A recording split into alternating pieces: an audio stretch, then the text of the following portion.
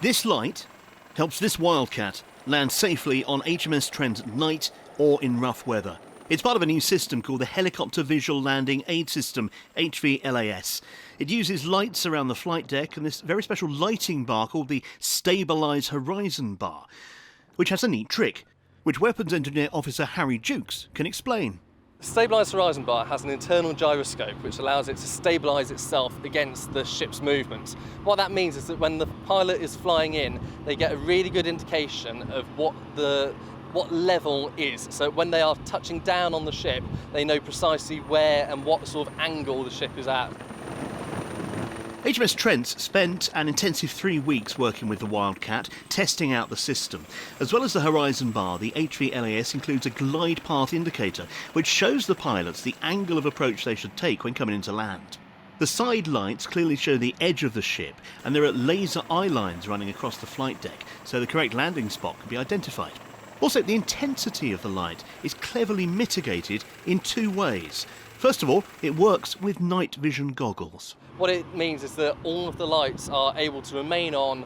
It means that the pilot can see far better because all of the lights are there, essentially.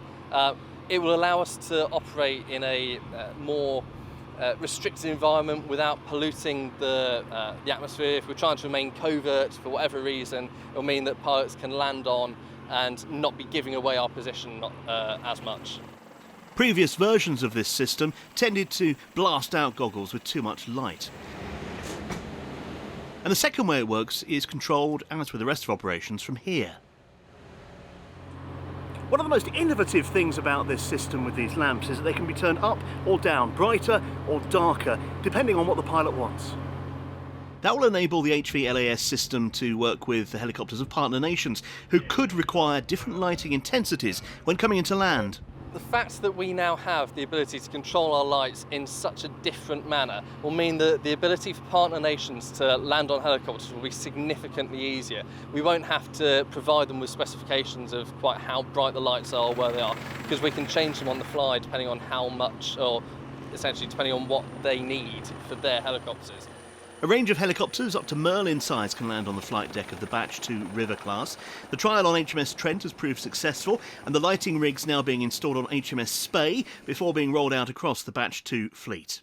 I was incredibly proud to see all of the hard work that my team have been putting into getting this system installed, right the way from conception all the way to the installation phase. To suddenly see a Wildcat land on this ship for the first time in 3 years was really very gratifying. Lights and gyroscopes may seem old tech, but their careful adaptation is facilitating a real uplift in helicopter operation capabilities for the Royal Navy. Tim Cooper, BFBS Forces News, Portsmouth. Thanks for watching. For more from BFBS Forces News, like and subscribe to our channel.